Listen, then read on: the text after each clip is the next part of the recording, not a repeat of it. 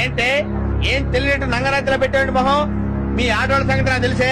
రాత్రి పగళ్ళు మొగుడు కష్టపడి డబ్బులు సంపాదించి ఇంటికి తీసుకొస్తుంటే మొగుడు ఆఫీస్కి వెళ్ళగానే ఏమీ ఎరగనట్టు అందంగా పవడరు లిప్స్టిక్ అందమైన చీరలు కట్టి 100 ఇచ్చి ఆటో ఎక్కొచ్చి 50 ఇచ్చి టికెట్ కొని మళ్ళీ 100 ఇచ్చి ఇంటర్వెల్ లో కూల్ డ్రింకులు తాగి ఏమీ ఎరగనట్టు మళ్ళీ 100 ఇచ్చి ఇంటికి వచ్చి మాట్లాడబెట్టి ఇలా పిచ్చి పిచ్చి పనులు చేస్తున్నామంటే మీ ఆడవాళ్ళకి అధిక తెలియదట్లు నాది కేస్తాను స్త్రీ జాతిని.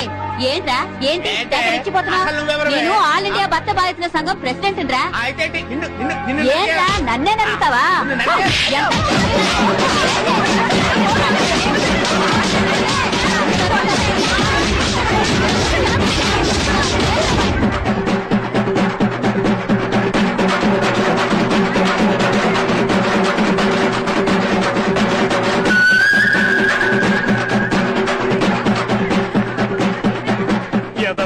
లేడీస్ అందరూ కలిపి ఎరగదీసేసినట్టున్నారు. నువ్వేంటే సినిమా చూస్తున్నావు? పని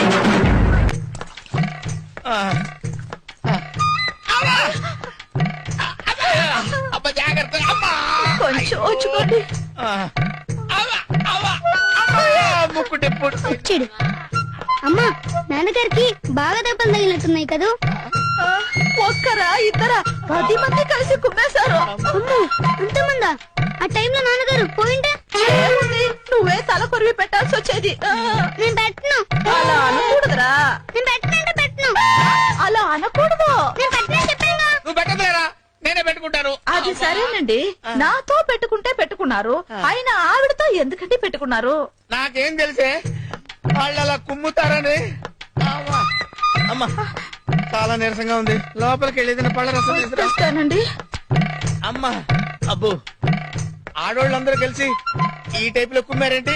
అమ్మో ఇదిగానండి పండు రసం. థ్యాంక్స్. అబ్బా ఏంటి ఎంత పుల్లగా ఉంది? చింతపండు పుల్లగానే ఉంటుంది కదండి. ఇది చింతపండు రసమా? చింతపండు కూడా పండేనా? మీరే కదా ఏదన్నా పండు రసం కావాలి అన్నారు, అందుకే చింతపండు రసం తెచ్చాను. పోనీ రేగు పండు రసం తీసుకురా.